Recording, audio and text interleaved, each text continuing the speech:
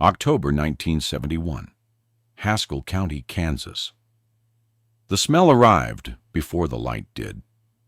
Walter Deane noticed it every morning. That particular combination of turned earth and dry grass, and something else underneath, something older, the way the soil in this part of southwestern Kansas had its own particular breath, different from the fields north of town, different from anything he had encountered in the 31 years he had been working this same ground. He was 57 years old. He had inherited 640 acres from his father, Roy Deane, in 1952. And in those 19 years, he had never once planted anything on those acres that his father had not also planted. That had been his choice and his pride. Walter walked the eastern fence line every morning before breakfast. He did not carry a notebook. He did not need one. He pressed the soil between his thumb and forefinger and read what it told him, the way a doctor reads a pulse. Not thinking about it, just knowing. The fence posts leaned slightly west from decades of prevailing wind, and he straightened each one he passed with one hand, a habit so old it happened without his noticing. That October morning, what he found at the end of the fence line was an envelope tucked under a rusted gate hinge. It was from the First Federal Bank of Liberal, Kansas. He did not open it immediately. He stood with it in his hand and looked east toward Sublette, where the grain elevator caught the first light and turned copper before anything else in the county turned gold. Then he put the envelope in his shirt pocket and walked back to the house. He already knew what it said. The second such letter in 8 months. If you are watching this story, consider subscribing.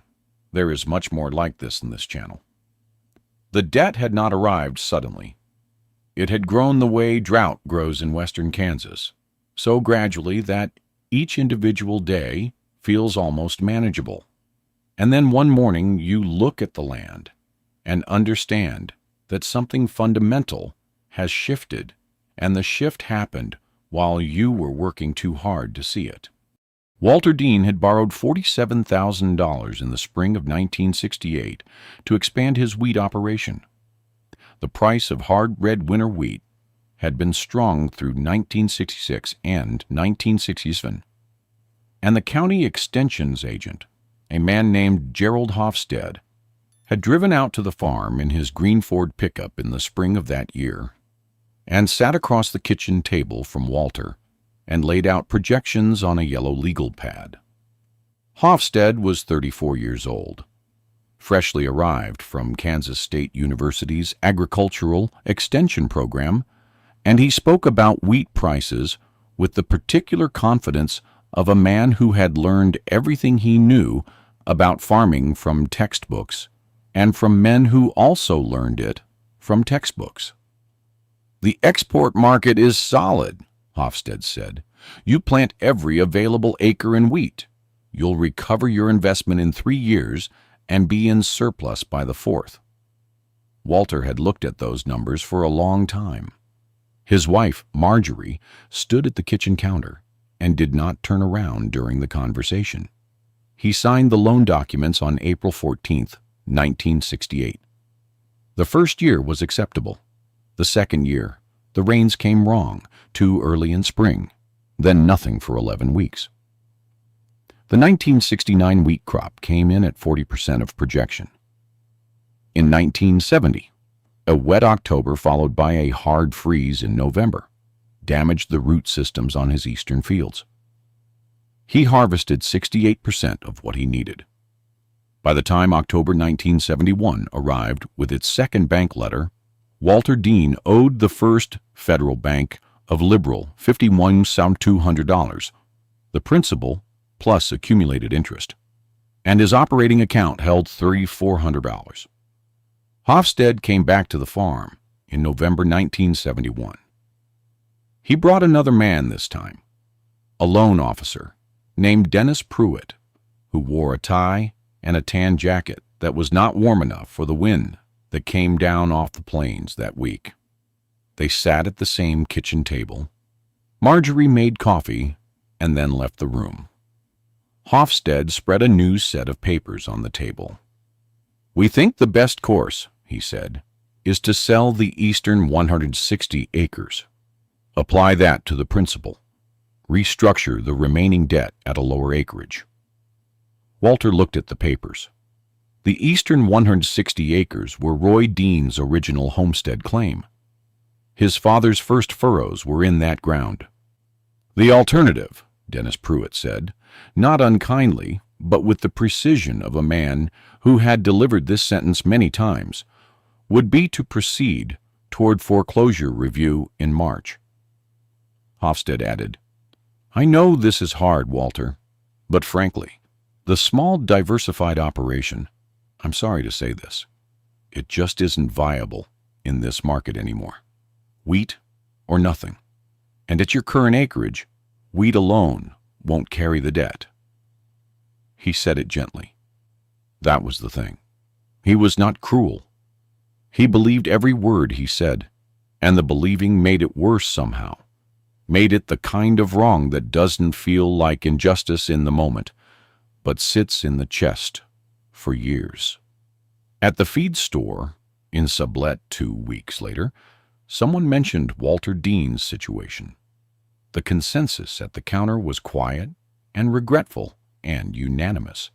He should sell the eastern ground and take the restructuring. There was no other logical course. Walter Deane was a good man and a hard worker, and the land had simply worked against him. What nobody at that feed store counter knew was what Walter Deane had found in a wooden box under his father's workbench in August of 1969. Roy Deane had died in March of that year, at 78, and Walter had spent the summer methodically going through the old shop building behind the main house. Most of what he found was expected: tools, parts, seed catalogs going back to the 1930s. But in the wooden box, tucked inside a canvas pouch beside a broken cultivator tooth and a glass bottle of machine oil, was a notebook. Roy Deane had not been a writer.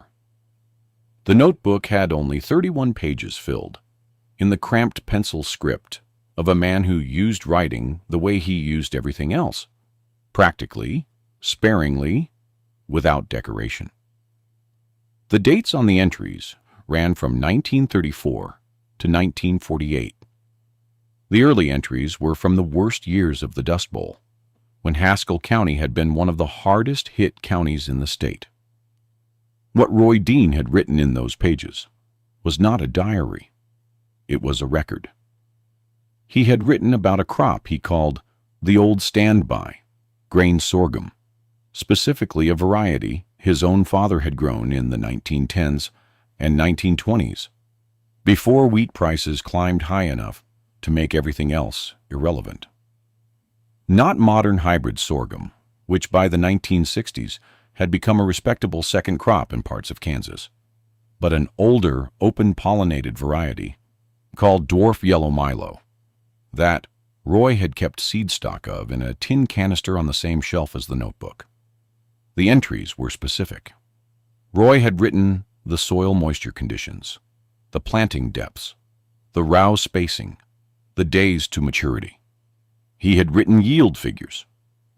In the drought years of 1934 and 1936, when wheat failed completely on the Deane ground, Roy's plots of Dwarf Yellow Milo had produced between 18 and 22 bushels per acre on the driest fields. Not prosperous numbers, but numbers that fed the livestock, numbers that kept a man from losing his ground. More than that, Roy had written something in 1944 that Walter read 3 times before he put the notebook down. It said, "The Milo ground, where I rested it 4 seasons, comes back stronger than wheat ground. Something in the root system. I don't know the science of it, but I have seen it twice now." Walter knew what his father meant, but had not understood it scientifically until he drove to Dodge City in the autumn of 1969 and spent 2 afternoons in the public library, reading extension service bulletins from the 1920s and 1930s. What Roy Deane had observed was the nitrogen-fixing and organic matter effects of grain sorghum's deep, fibrous root system on depleted Kansas soils. Modern agronomists had mostly moved past this because chemical nitrogen fertilizers had made the question seem irrelevant. But on a farm with no money for fertilizer, on ground that had been cropped continuously in wheat for 15 years and was exhausted, what Roy Deane had written in that notebook was not nostalgia. It was a map. Walter Deane came home from Dodge City with photocopies of 4 extension bulletins, a legal pad of notes in his own handwriting, and one specific question answered. The tin canister of Dwarf Yellow Milo seed in the workshop was still viable. He had germination tested it the previous spring out of curiosity and gotten 62% germination. Not ideal, but workable. He told no one about the notebook. He told no one about the library trip. He told Marjorie only that he had an idea he wanted to try. And Marjorie, who had been watching Walter walk that fence line for 19 years, said, "All right, that is worth subscribing for. A channel that tells stories like this one, fully, without rushing." In the spring of 1972, Walter Deane planted 80 acres of Dwarf Yellow Milo. He did not plant it on his best ground. He planted it on the eastern fields, Roy Deane's original homestead ground, which were the most depleted, the most wind-damaged, the fields that Gerald Hofstede had recommended he sell.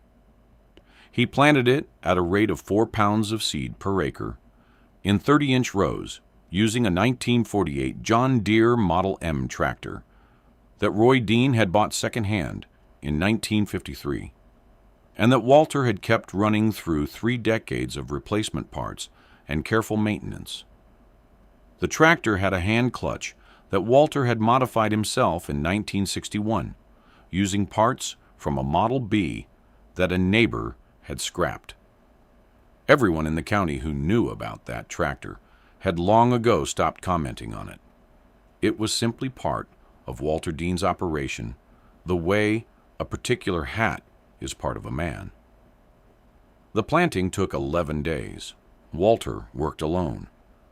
Marjorie brought lunch to the field in a tin box, 2 sandwiches, an apple, a thermos of coffee, and set it on the fence post and drove back to the house without him asking. They had been married 28 years. Gerald Hofstede drove past the eastern fields in late May 1972 while making rounds. He slowed his pickup, looked at the emerged sorghum plants in their rows, and continued down the road. He stopped at the feed store in Sublet 2 days later and mentioned what he had seen. "Old Milo," he said, "open-pollinated. The man is planting 1930s seed on ground he can barely afford to keep." The man behind the counter, whose name was Leroy Ships, and who had farmed 400 acres north of town for 30 years, said, "He's going to lose that ground in March regardless. Might as well let him try whatever he wants with it." Nobody said this to Walter directly. They didn't need to. The summer of 1972 was dry. Not Dust Bowl dry. Nothing was ever that dry again, most years. But dry enough that 3 of Walter's neighbors lost significant portions of their wheat on fields that had inadequate subsoil moisture from the dry spring. Walter's wheat fields, his western fields, suffered. His yield projections fell. He watched the sky the same way his father had watched it, and felt the familiar calculation running behind his eyes. Not enough.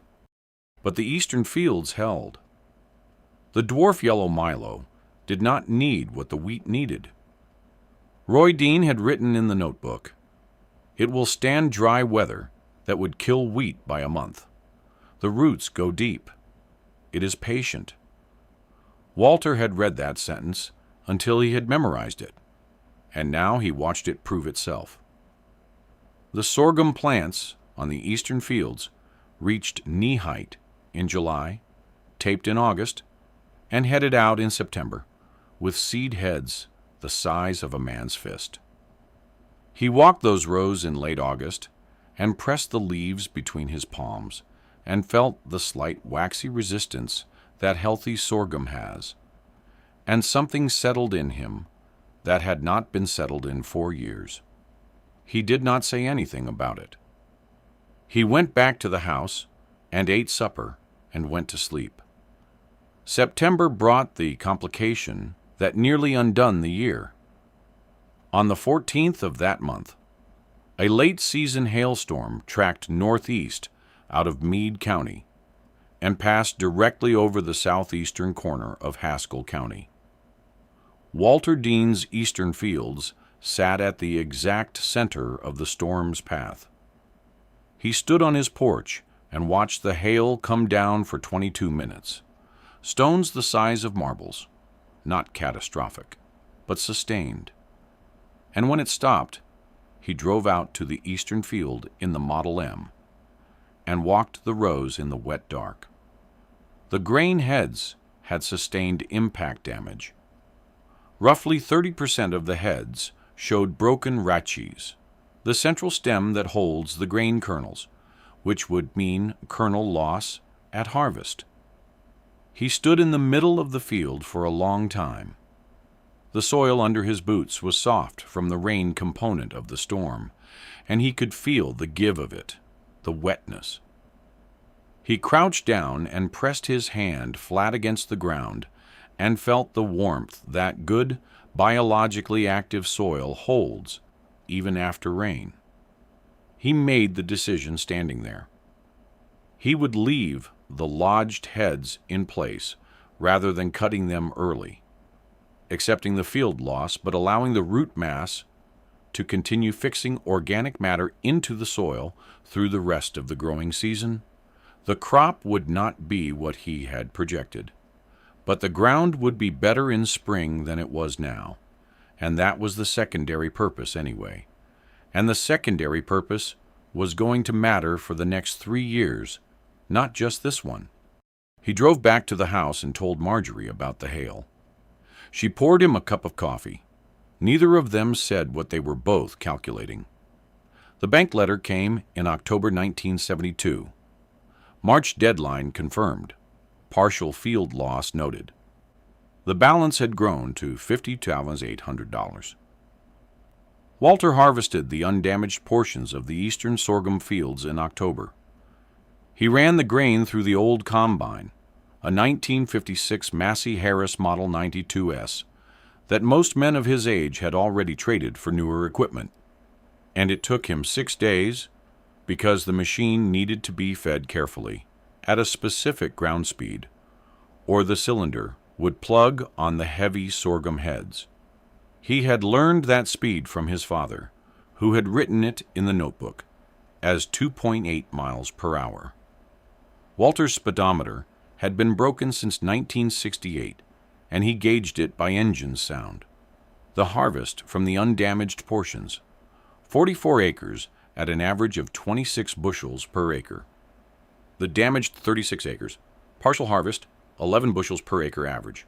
Total, 1,540 bushels from the undamaged ground, plus approximately 396 from the damaged sections. Call it 1,800 bushels. At the 1972 grain sorghum price of $184 per bushel, that was 3,190 pesos. It was not enough to resolve the debt. It was not even close. But Walter Deane had not planted those 80 acres primarily for the 1972 revenue. He had planted them to study the soil response. And what he found when he ran soil tests that November, he drove the samples himself to the Kansas State Extension Office in Garden City, confirmed what Roy Deane had written in 1944. The organic matter percentage in the eastern fields had increased from 1.1% to 1.6% in a single growing season. The cation exchange capacity had improved. The compaction layers that years of wheat drilling had built up had been broken by the sorghum root system's deep, vertical growth. The soil was measurably different. Walter stood at the extension office counter and looked at the soil report for a long time. The technician, a young man named Phil Bauer, asked if he needed anything explained. Walter folded the report and put it in his shirt pocket. "No," he said, "I understand it." He drove home in the dark. The heater in his truck had not worked since 1970, and the November wind off the plains came through the door seals, and he drove the 53 miles back to the farm with the collar of his coat turned up. And by the time he turned down his own road, he had the next 4 years planned. In March of 1973, Walter Deane went to the First Federal Bank of Liberal and sat across from Dennis Pruitt and asked for a 12-month extension on the foreclosure review. Pruitt looked at the 1972 numbers. The sorghum revenue had not been significant.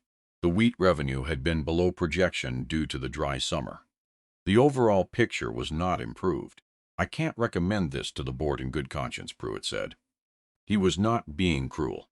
He looked genuinely sorry. "The numbers don't support continuation at this scale." Walter put the soil report on the desk. Pruitt looked at it. He was not an agronomist. He read what the numbers said, but did not understand what they meant. Walter explained it once plainly in 3 sentences. He said, "The eastern 160 acres had been the worst ground on the farm 18 months ago, and were now the best ground on the farm." He said he was going to plant all 160 acres in sorghum in 1973. He said the yield projection, based on full stand planting on restored soil, was 31 bushels per acre, which at current prices would generate approximately $9,000 from that field alone. Pruitt studied the soil report again. He called in a colleague. The colleague called someone at Kansas State. The extension was granted. 12 months.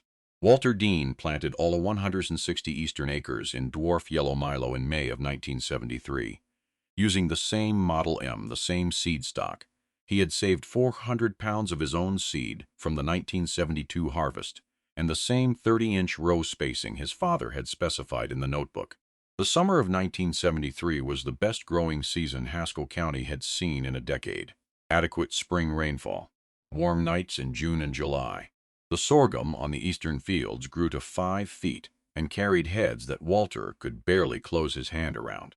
He walked those rows in late August, and the ground under his feet felt different from any ground he had walked in years, soft and yielding and alive, the way his father had described good Kansas soil before the war.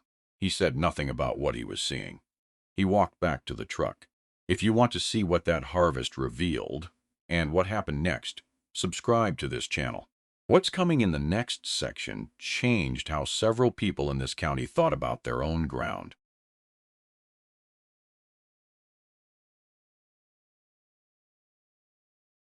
The 1973 harvest ran for 9 days. Walter ran the old Massey Harris at its exact preferred ground speed, which he could identify by the pitch of the cylinder drive belt, a sound he had been calibrating by ear since 1961. The machine ran clean. The heads were heavy and dry and came off the plants easily. He emptied the grain tank into the waiting truck.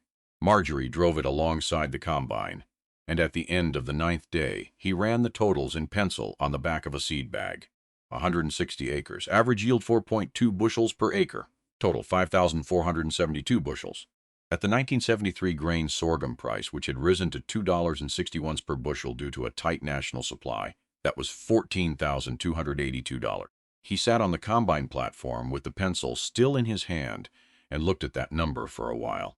The evening light was coming level across the eastern fields, turning the cut stubble amber, and the smell of fresh sorghum residue was thick in the air, a sweetish, dusty smell, different from wheat straw, heavier.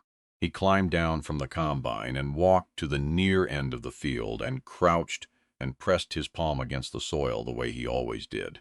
He went inside. Marjorie was at the stove. He put the seed bag with the numbers on the table. She turned around, looked at it, looked at him. "That's the east field," he said. She put down the spoon she was holding. She did not say anything for a moment. Then she said, "Roy would have liked to see that."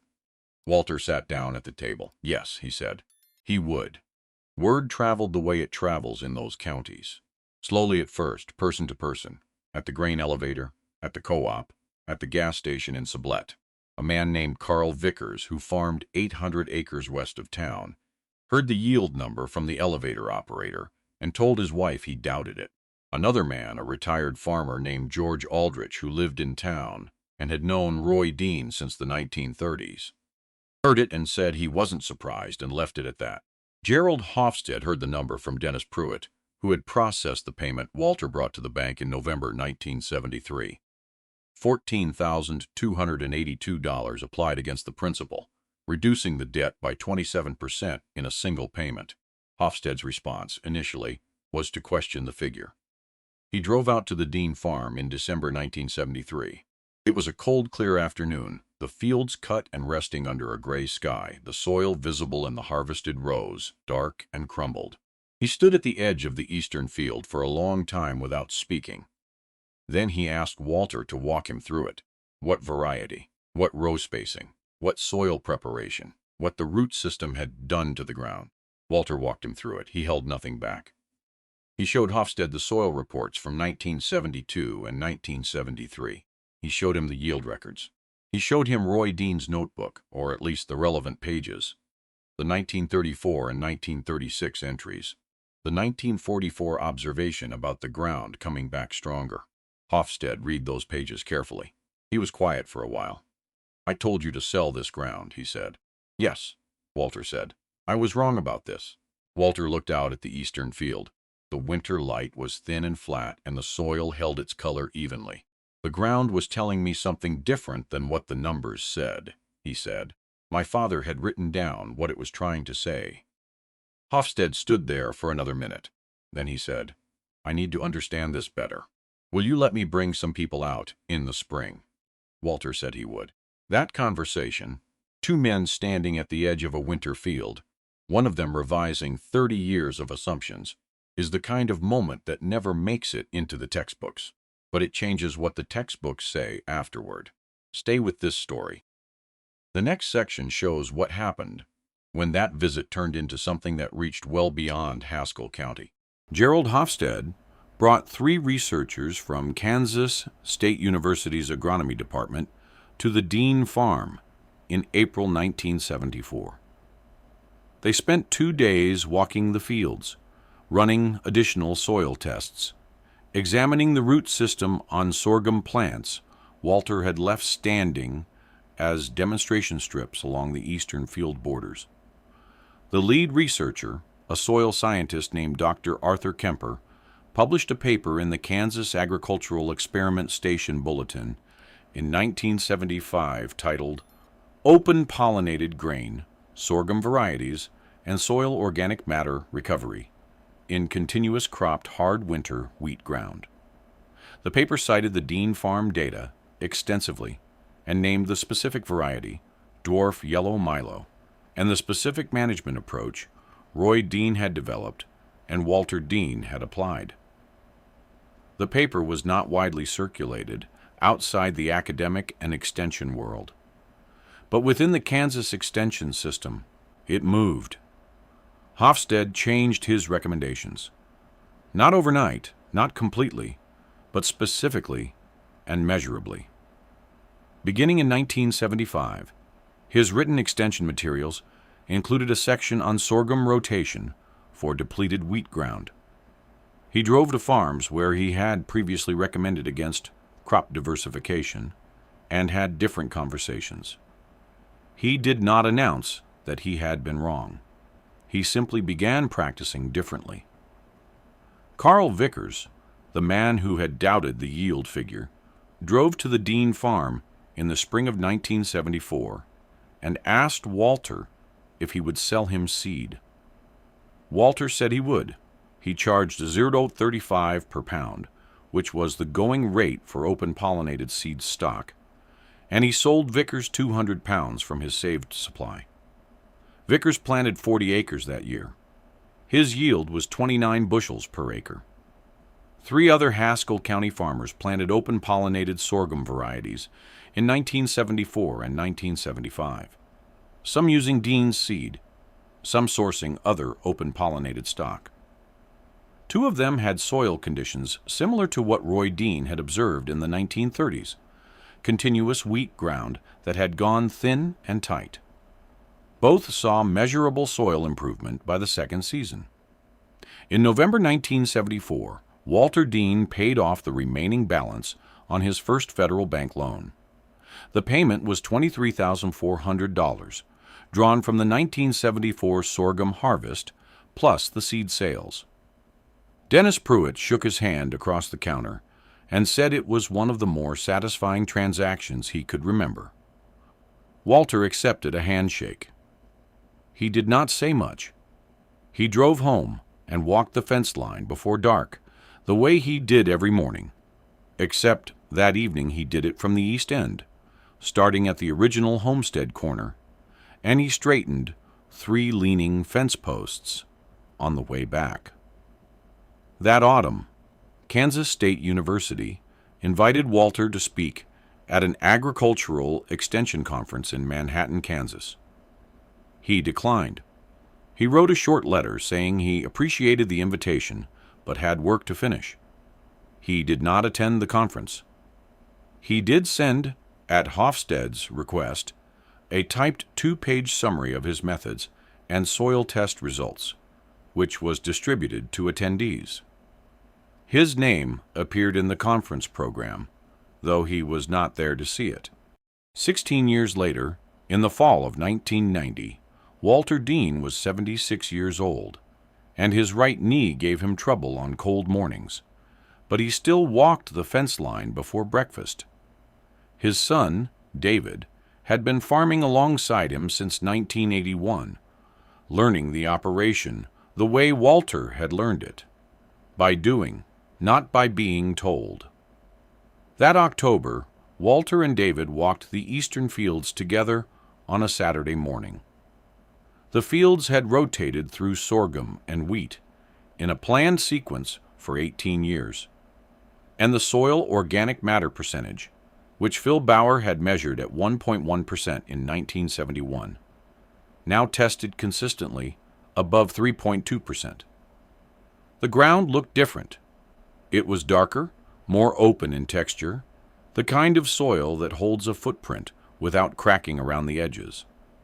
David pointed at the 1948 John Deere Model M, sitting under the equipment shed lean-to. "You keep that thing running," he said, not as a criticism, as an observation. Walter had started the Model M on the first of every month since 1953. Not to use it, just to run it through the gears, let the oil circulate, listen to the engine. "Why?" David said. "Not a challenge." He was 32 years old and had been raised to ask practical questions. Walter looked at the tractor for a moment. The green paint had faded to a dusty sage. The seat was cracked, but the engine turned over immediately every month, as it always had, with the same particular sound. A slightly high note on the exhaust that Roy Deane had explained to Walter in 1955 was characteristic of the block and indicated full compression on all 4 cylinders. "If you know how to keep one thing working," Walter said, "you know how to keep other things working. And there will come a time when knowing that matters more than you expect." He walked to the tractor and ran his hand along the side of the hood. The metal was cool and slightly rough under his palm. He said, "Also, your grandfather bought it. I'm not in a hurry to be done with it." David nodded. He did not say anything more about it. That afternoon, Walter went into the workshop and took Roy Deane's notebook from the wooden box where it had lived since 1934. He sat at the workbench and read through the 31 pages slowly, the way he had read them every few years since 1969. Then he set the notebook on the bench in front of David, open to the 1944 entry, the one about the ground coming back stronger. "Read what your grandfather wrote there," Walter said. David read it. "That's what we've been doing," Walter said, "for 18 years. That's where it came from." He put the notebook back in the canvas pouch, the same one, and laid it in the wooden box. The tin canister of Dwarf Yellow Milo seed sat beside it, not the original seed, which had been exhausted and renewed several times, but the current generation of the same variety, saved every year from the best heads on the best plants, selected for this specific ground across 4 decades. The germination rate was now consistently above 85%. David looked at the canister. "Same seed?" he said. "Same variety," Walter said. "Different seed every year. You save from the best. That's how you keep something. This story is almost finished. If it has meant something to you, subscribe and let this channel keep telling stories like it." The eastern field of the Deane farm looked in the autumn of 1990 nothing like it had in 1971. It looked, in fact, the way Roy Deane had described good ground in the earliest pages of the notebook. Dark, slightly yielding, full of the particular smell that living soil has. That combination of mineral and fungal and organic that is not quite like anything else. Walter Deane stood at the edge of it one last time, that October afternoon, after David had gone back to the house, and he crouched down in the way he had crouched down hundreds of times and pressed his palm flat against the surface. The warmth was there. It was always there in living soil, that slight biological warmth that has nothing to do with the sun, that comes from below, from what is happening in the layers you can't see. Roy Deane had tried to describe it in the notebook in 1944 and had not quite found the words. He had written, "It feels like the ground is doing its own work down there. You just have to let it." Walter had spent 19 years letting it.